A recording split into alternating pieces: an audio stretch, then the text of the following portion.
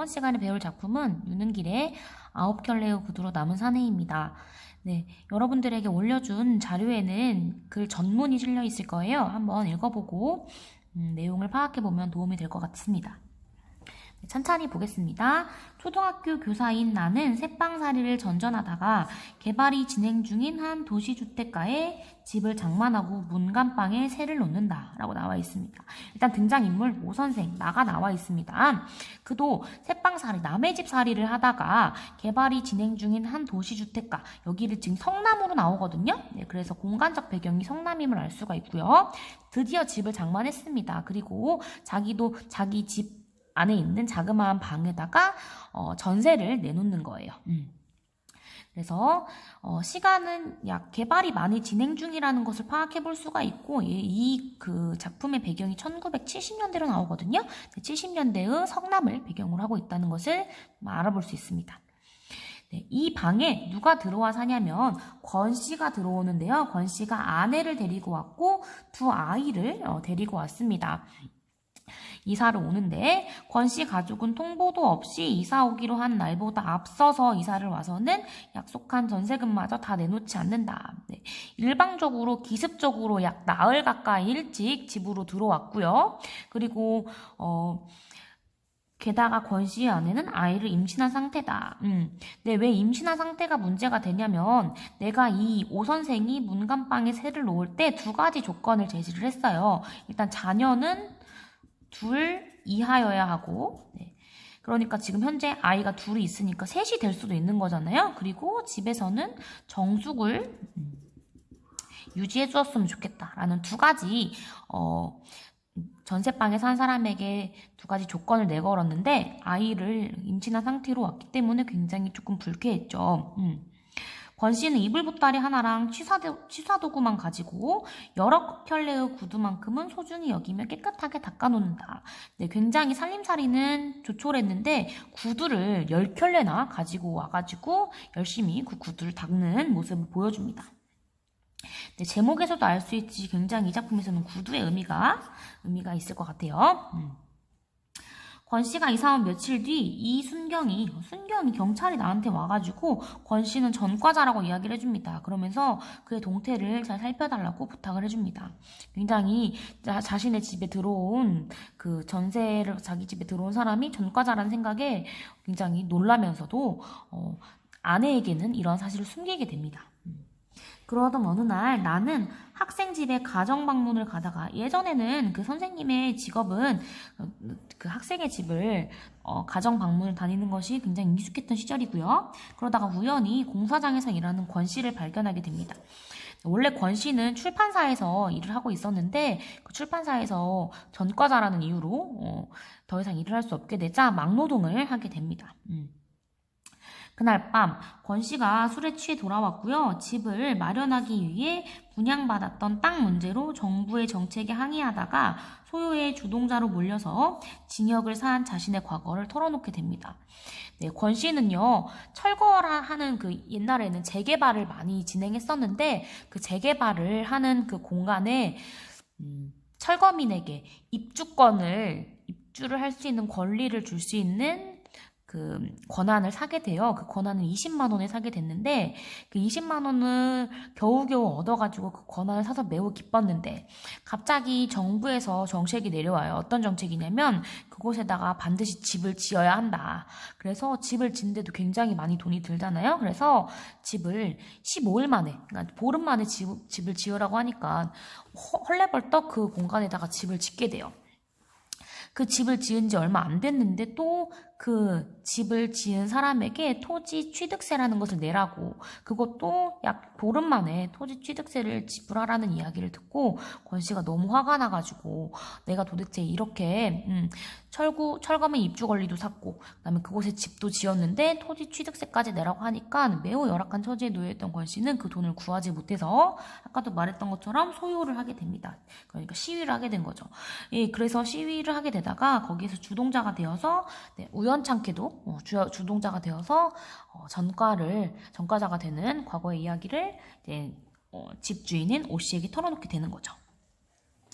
네, 그 내용이 앞부분에 나와 있고요. 얼마 뒤에 집에서 아이를 낳으려던, 그러니까 돈이 없어서 병원에 갈 수 없었던 권 씨의 아내가 진통이 굉장히 길어져요. 그래서 한밤중에 막 신음소리를 하게 되는 거죠. 그래서 나는 병원으로 가라고 권유를 하게 됩니다. 여기까지가 앞부분 줄거리예요. 네, 본문 시작하겠습니다. 네, 선생님이 이렇게 네모로 칸막이를 친 부분들이 있는데 여기를 중심으로 작품을 학습하면 시험 보는데 조금은 도움이 될 것 같아요. 자, 오후 수업이 시작된 바로 뒤에 뜻밖의 권 씨가 나를 찾아왔다. 권 씨가 나를 찾아와가지고 하려던 말이 있습니다. 그 말을 우리가 한번 찾아봐야 되는데, 자, 그때 마침 나는 수업이 없어서 연락을 받자마자 학교 정문으로 나갔대요. 바쁘실 텐데 이거 죄송하다고 이야기를 하고요. 권 씨는 애써 웃는 낯으로 퍽없이 수줍어 보이는 말투로. 왜 수줍었냐면 나에게 부탁을 하기 위해서 그랬겠죠? 네. 부탁 때문에. 나는 수줍음이 새 아이의 아버지가 됐기 때문에 수줍을 거라고 생각을 했지만 연락을 받는 순간에 느낀 불길한 예감을 떨쳐버리려 했다. 무엇이 굉장히 불길했냐? 이제 아이를 낳으려고 병원에 갔기 때문에 살짝 짐작은 하고 있는 것 같아요. 잘 됐습니까? 네. 무엇이 잘 된 걸까요? 네. 출산 잘 됐나요? 라고 물어보는 거잖아요. 뒤늦게나마 오 선생 말씀대로 획기망정이지 끝까지 집에서 버텼다간 큰일 날 뻔했다. 어떤 녀석인지 년인지 모르겠지만 못난 애비 혼 좀 나라고 영 애를 먹이는군요. 라고 이야기하잖아요. 아직 애를 낳지 못했다는 걸 알 수가 있어요. 문제가 생겼죠. 그래서 수줍게 웃으면서 약간 부탁하기 때문에 길바닥 위에 발부리로 뜬모를 글씨인지 그림인지 자꾸만 그렸다. 발가락 끝으로 막 글씨를 막 썼다는 거죠. 먼지가 풀풀 이는 언덕길을 터벅터벅 올라왔을 터인데도 그의 구두는 놀랄 만큼 반짝거렸다. 네, 구두가 계속 반짝인다라는 것은 항상 열심히 소중히 애지중지하게 구두를 소중히 여긴다라는 것을 알 수가 있겠죠. 나를 기다리는 동안 틀림없이 바지가랑이 뒤쪽에다 양쪽 발을 번갈아며 문질렀을 것이다. 구두를 자기 그 바지에다가 살짝 문질렀다는 것은 계속 깨끗하게 유지하려는 태도를 보인다라는 것을 알 수가 있습니다. 네, 권 씨가 나를 찾아왔고요. 그때 또한 구두도 반짝였다. 아내가 병원에서 지금 애를 언제 낳을지 모르는 상황에서도 항상 그의 구두만은 반짝였다는 것은 의미가 있는 거겠죠. 넘겨보겠습니다. 네, 결국에는 부탁의 내용이 나와요. 권 씨가 나를 찾아온 이유. 뭐 때문이냐? 10만 원 가까이 빌릴 수 없을까요? 돈을 빌려달라고 이야기를 하는 거죠. 밑도 끝도 없이 수줍음이 싹 없어지고요. 도발적인 감정으로 나한테 부르짖었대요. 담배 한 대만 꾸자는 식으로 10만 원 이야기가 허망에도 나왔다. 내가 잠시 어리둥절해 있는 사이에 그는 매우 사나운 기세로 말을 보탰다라는 거잖아요. 담배 한 대만 빌려주라는 굉장히 단순한 혹은 간단한 크게 어려운 것이 아니라는 투로 나한테 도발적으로 사나운 기세로 말을 붙였다라는 거죠. 네, 권 씨가 부탁하는 태도가 어떤 것을 알 수 있냐면 굉장히 당당하게 부탁하고 있죠. 별일 아니라는 듯 사나운 이야기로. 아까는 굉장히 수줍고 멋쩍어 했지만 부탁할 때는 별로 크게 어려운 일이 아니라는 식으로 이야기를 하고 있습니다. 수술해야 된대요. 엑스레이도 아무 이상이 없다고 했고 모든 게 다 잘 됐는데 탯줄을 목에 감았대요. 빨리 손을 쓰지 않으면 태아가 위험하대요. 라고 수술해야 되는 이유를 이야기하고 있습니다. 됐죠? 어색하게 들린 것은 그가 제기랄이라고 씹어뱉은 그 대목뿐이었다. 평상시의 권 씨답지 않게 평상시에는 이게 이야기를 굉장히 비속어를 섞지 않고 이야기했었나봐요. 그가 처음으로 점잖지 못한 말을 사용했기 때문에 왜 점잖은 말을 사용했을 거라고 이야기하냐면 뒤에 나오지만 자기가 계속 대학 나온 사람이라고 이야기하고 있거든요. 자기가 많이 배운 사람, 지식인이기 때문에 점잖은 언어를 계속 사용해왔던 거죠. 처음으로 점잖지 못한 말을 사용했다라는 것은 지금 이 부탁하는 상황이 그 사람에게는 굉장히 자존심 상한 일이었겠죠. 그렇기 때문에 점잖지 못한 말을 사용했다라고 볼 수 있습니다. 그러한 이야기 앞에서 안 됐군요. 어떡하죠? 라는 상투적인 말로는 자기에게 10만 원은 굉장히 큰 부담이었다 하고 고민을 하게 되는 거죠. 내적 갈등. 그죠? 돈을 빌려줄까? 돈을 빌려줄까? 거절할까? 그죠? 고민을 하고 있습니다. 나의 내적 갈등, 오 선생 나의 내적 갈등. 집을 살 때 빚도 졌고요. 정상 분만 비용 1, 2만 원 정도라면 또 모르지만 단순히 권 씨를 도울 작정으로 나로서는 거금에 해당하는 돈을 빚진다는 건 나한테도 무리였다. 권 씨가 돈을 빌려주면 잘 갚을 수 있는 형편이라면 내가 선뜻 빌려줬겠지만 그렇지 못하다고 생각을 했기 때문에 나한테도 그것은 무리라고 생각을 했던 거죠. 또한 우리 집안의 경제권을 쥐고 있는 아내에게 물어보지도 않고 돈을 빌려주겠다라고 하는 것은 나한테는 자유롭지 못한 일이다 라고 이야기하고 있습니다. 내가 권 씨를 어떻게 생각하고 있는지가 잘 나오는 거예요. 단순히 아내가 지금 병원에 입원했기 때문에 빌려줄 수도 있겠지만 거절하는 이유도 있어요. 일단 나는 어떤 상황이냐면 거금이에요. 그 돈이 굉장히 거금이고 부담이 되었겠죠. 또한 아내에게 이야기를 하지 않고는 빌려주기가 어렵다라는 나의 내적 갈등이 잘 전달되고 있습니다. 네, 위기 4 볼게요. 네, 빌려만 주신다면 무슨 짓을 해서라도 반드시 갚겠다. 반드시 갚겠다. 그것을 성경책에다 오른손 얹고 말하듯이 엄숙한 표정으로 말했다. 근데 나는 이러다가 번뜩 불현듯 생각이 든 거죠.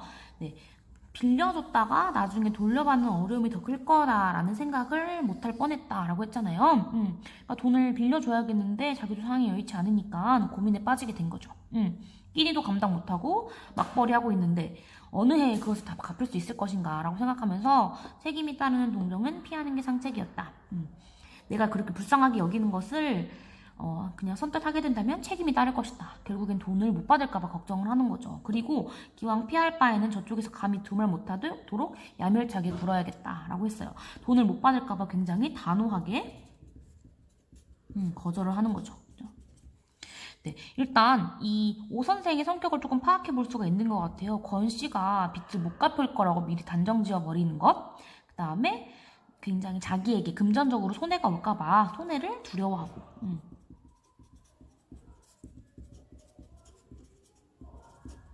그런 나의 속마음이 잘 드러나 있는 부분입니다. 네, 그래서 병원 이름이 뭐죠? 원산부인과라고 이야기를 해주고 내 형편에 현금이 어려워요. 그러니까 원장한테 전화 걸어서 다시 한번 매달려보세요. 의사도 사람인데 설마 생으로 사람을 죽게 하겠습니까? 라고 이야기를 하면서 간접적으로 자기가 돈을 빌려줄 수 없다는 이야기를 하고 있는 거죠. 위기 5 보겠습니다. 내 대답이 지나치게 더디 나올 때 이미 눈치챈 모양이었다. 안 빌려줄 거라는 걸 이미 알고 있었어요. 그래서 도전적이던 기색이 아까도 말했던 것처럼 돈을 굉장히 당당한 태도로 빌렸었잖아요. 그래서 그것이 슬그머니 죽으면서 착하디 착한 눈에 다시 수줍음이 돌아왔다. 그래서 외양 묘사를 하는 것을 통해서 성격을 조금 간접적으로 드러내고 있습니다. 고개를 좌우로 흔들면서 원장이 어리석은 사람이길 바라고 거기다 희망을 걸기엔 너무 늦었다. 그 사람은 나한테서 수술 비용을 받아내기가 수월치 않다는 것을 입원시키는 순간에 벌써 알아차렸다. 그러니까 원장은 돈을 권 씨가 구해오지 못할 것이라는 걸 대충 파악하고 돈을 구해올 때까지 아내를 지금 수술시키지 않는다라는 것을 대충 파악해 볼 수가 있죠. 얼굴에 흐르는 진땀을 훔친 대신 그는 오른발을 들어 왼쪽 바지가랑이 뒤에다 두어 번 문질렀다. 계속 지금 돈을 빌리는 상황에서도 발을 바꾸어 같은 동작을 반복했다. 계속 무엇을 하고 있는 거냐면 구두를 닦고 있다. 라는 것을 알 수가 있는데 구두를 닦는다는 것은 도대체 무슨 행동인가 라는 것을 계속 생각해 볼 필요가 있습니다. 바쁘실 텐데 실례가 많았습니다. 라고 하면서 돌아가고 있죠. 썰면처럼 두툼한 입술이 어린애같이 움실거리더니 인사말을 했다. 무슨 말이 더 있을 듯 싶었는데 계속 더 말하고 싶었겠죠. 돈을 더 빌려달라고. 그는 이내 돌아서서 휘적휘적 걸었으면서 오 선생 너무하다. 잘 먹고 잘 살아 라는 말을 대비하고 있었는데 그런 말은 하지 않고 이런 말을 내비쳤어요. 오 선생 이래봬도 나 대학 나온 사람이요. 나 대학 나왔어 라는 것은 나 무시하지 마 라는 거겠죠. 나 배울 만큼 배웠어. 그렇기 때문에 나 무시하지 마 라고 하고 있는 거죠. 네, 무슨 상황이냐면 이 대사는 굉장히 의미 있는 말이고 9켤레의 구두로 남은 사내에서 가장 유명한 명대사라고 볼 수 있습니다. 오 선생 이래봬도 나 대학 나온 사람이요. 나 지식인이라는 라는 자부심이 있는 표현이에요. 자, 나는 굉장히 고학력자야. 지식인이야. 내가 지금 전과자로 살고 있지만 난 너한테 또 돈 빌리러 올 만큼 상황은 열악하지만 나는 굉장히 자존심이 높은 사람이야. 라는 자기의 자존심을 지키기 위한 말이라고 볼 수가 있겠죠. 네, 6번입니다. 네, 그것뿐이었다. 내 주머니에 촌지를 밀어넣던 학부형같이 수줍게 말을 건네고 언덕으로 사라졌고요. 땅을 저주하는 동작, 하늘을 저주하는 동작으로 내 눈에 그는 비쳤다. 사실은 실제로 땅을 저주하고 하늘을 저주했는지는 몰라요. 하지만 그러한 동작으로 내게 비쳤다라는 것은 그는 돌아가는 길이 굉장히 씁쓸했겠죠. 그리고 그가 저쪽으로 사라지는 찰나의 순간에 나는 뛰어가서 그를 부르고 싶어졌다라고 하잖아요. 지금 오 선생은 권 씨에 대한 마음이 어떤 마음이냐면 연민이에요. 불쌍하게 생각하는 마음이겠죠. 그리고 애써 나에게 부탁하러 왔는데 자기가 지금 대학 나온 사람이라고 막 자존심도 높고 콧대가 높은 사람이 나한테 와서 부탁을 했는데 그걸 들어주지 않아서 굉장히 미안하고 불쌍한 마음이 느껴져. 돌팔매질을 하다 말고 뒤집혀진 3륜차로 달려들어 아기아기 참외를 깨물어 먹는 군중을 목격했을 당시의 권씨처럼 이건 완전히 나체구나 하는 느낌이 팍 들었다. 갑자기 참외 얘기가 왜 나오는지 생각을 해보면 앞부분에 이건 나오는데요. 돌팔매질, 그러니까 시위 현장에서 3륜차가 나와가지고 갑자기 등장해가지고는 그 3륜차가 쓰러져요. 그래서 쓰러진 3륜차에서 참외가 떨어지거든요. 사람들이 열심히 시위하다 말고 참외가 막 진흙탕에 막 굴러 떨어지는데 그 진흙탕에 굴러 떨어진 참외를 막 먹기 시작한단 말이에요. 그것을 목격하고 권 씨가 주동자가 되게 되는 계기가 돼요. 왜 사람들이 참외를 먹는 모습을 보고 권 씨가 다짐을 했을까 생각을 해보면 시위보다 더 중요했던 게 어쩌면 그들에게는 참외를 먹는 일, 즉 생존권이라는 거죠. 먹고 살 수 있는 그러한 권리, 그런 것을 보고 나서 권 씨가 아차 싶은 거죠. 사실은 권 씨가 처음부터 주동자로 활동했던 건 아니에요. 처음에는 막 도망가요. 그래서 막 택시를 타고 도망가고 사람들을 피해가지고 이 일에 연루되기 싫어가지고 막 도망가는 모습이 나오거든요. 근데 그때 참외를 먹는 사람들을 보고 깨달아요. 아, 내가 이대로 있어서는 안 되겠다 하면서 이제 말풍선이 점점점으로 이게 생략이 되긴 했는데 그때 이후에 참외를 먹는 사람들을 본 이후에 권 씨의 심경의 변화가 있는 것으로 나오거든요. 그래서 나도 이 생각이 드는 거죠. 권 씨처럼 나도 이건 완전히 나체구나 라는 생각이 들었다. 나체는 뭐예요? 알몸이잖아요. 그래서 그를 도와주고 싶은 마음이 들었다. 이게 나체라고 하는 것은 나체의 꼴이 되었다라는 것은 내가 무슨 상태냐면은 부끄러운 상태죠. 그래서 벌거벗은 느낌이 들었다. 내가 좀 부끄러웠다. 부끄러운 생각이 팍 들었다. 그래서 나는 그를 부르고 싶은 충동이 들었다. 라는 것을 설명할 수 있겠습니다. 그리고 내가 그에게 암만의 빚을 지고 있음을 퍼뜩 깨달았다. 나는 그에게 빚을 진 게 있다라는 생각이 들었다라는 거잖아요. 그를 도와야 한다는 생각. 일말의 양심의 가책이겠죠. 양심이 부끄러운 상태가 됐기 때문에 나는 양심의 가책을 느꼈다라는 생각이겠죠. 그러면서 이런 생각이 들어요. 도와주고 싶다라는 생각이 들면서도 전셋돈도 일종의 빚이라면 빚이었다. 왜 더 좀 일찍 그 생각을 못했는지 모른다. 권 씨는 우리 집에 새 들어 살면서 나에게 돈을 맡겨놓았죠. 전셋돈이잖아요. 그래서 그 돈이 내가 그 권 씨에게 갖고 있는 권 씨가 나에게 준 돈이에요. 그 돈은 나는 나중에 권 씨에게 돌려줘야 되기 때문에 내가 돈을 빌려준다고 한들 돈을 권 씨가 갚지 못해도 나는 그 돈을 쓰면 되니까 라는 생각을 하게 된 거죠. 도와주고 싶은 생각이 들면서도 조금 이성적으로 냉정하게 생각하게 되는 거죠.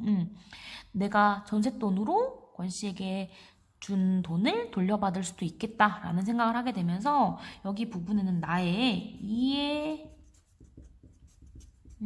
사산적인 생각이 드러난 부분으로 확인할 수 있겠습니다. 그래서 도와주겠다라는 결심이 서게 되는 내용입니다. 7번 보겠습니다. 마지막 위기인데요. 산부인과에서는 만단의 수술 준비를 갖추고 보증금이 도착되기만을 기다리고 있었다. 즉 돈이 올 때까지는 수술하지 않고 있는 병원의 모습을 알 수가 있겠죠. 학교에서 우격다짐으로 후려낸 가불, 가까운 동료들 주머니를 닥치는 대로 떨어 간신히 마련한 10만 원을 가지고 오니까 원장이 마취사를 불러 수술을 하게 됐다라는 거죠. 나는 그 10만 원이란 돈이 굉장히 나에게도 큰 돈이에요. 그래서 그 큰 돈을 나도 굉장히 어렵게 마련해서 노력을 해가지고는 권 씨에게 빌려준다는 것을 알 수가 있겠죠. 굉장히 쉽게 빌려준 돈은 아니에요. 원장은요, 금태의 마비츠 안경을 썼고요. 굉장히 고가의 안경을 썼다라는 것이에요. 굉장히 그 원장의 외양을, 약간 돈이 많은 부유한 사람으로 표현을 하고 있는데요. 돈이 많음에도 돈이 없는 사람은 수술은 하지 않는 일절 차가운 모습을 가진 원장으로 표현하고 있죠. 원장은요, 생명보다는 돈을 우선시하고 있는 모습을 알 수 있겠죠.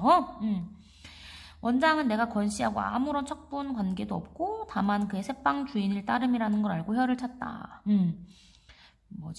크게 의미 있는 사람이 아니라는 생각을 하게 된 거죠. 아버지가 되는 방법도 여러질이군요. 보증금을 마련해 오랬더니 오전 중에 나가서는 여태껏 얼굴 한번 안 비치지 뭡니까? 라고 하면서 원장이 돈을 빨리 구해오지 않은 권 씨를 향해서 비판하고 있는 부분이죠.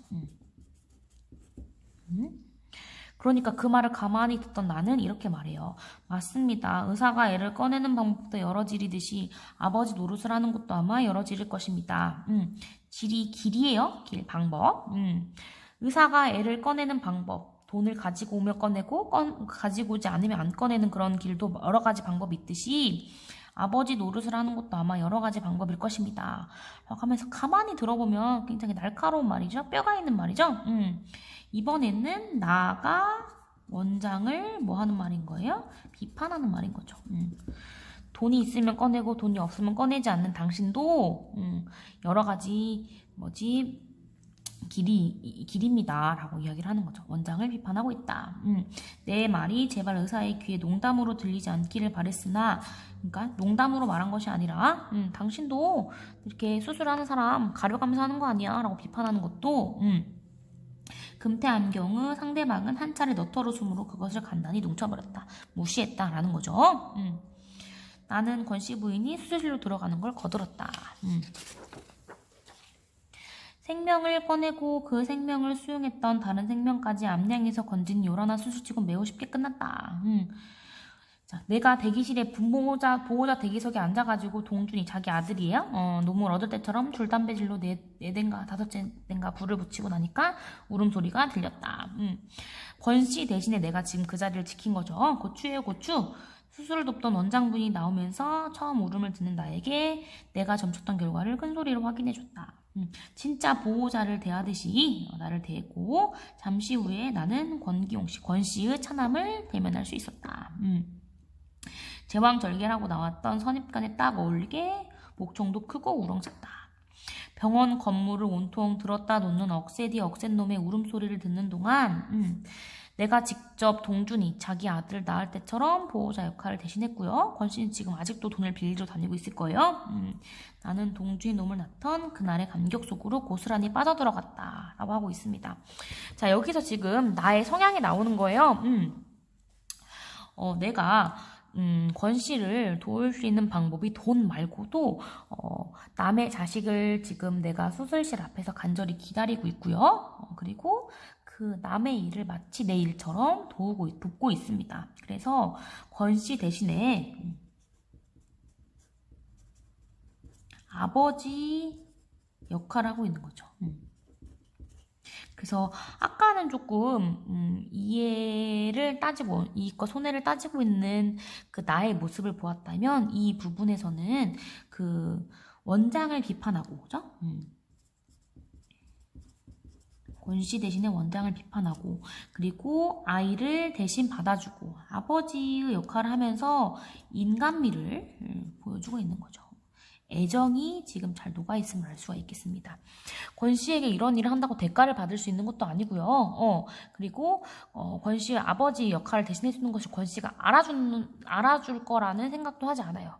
순수한 마음으로 동준인 놈을 낳던 그날의 감격 속으로 고스란히 들어갔다. 그래서 자기의 아들처럼 그 권 씨의 차남을 맞이했다라는 내용이 나와 있습니다. 자, 권 씨의 부탁을 거절했다가 권 씨를 돕는 나의 모습이 잘 나와 있습니다. 여기까지가 위기예요.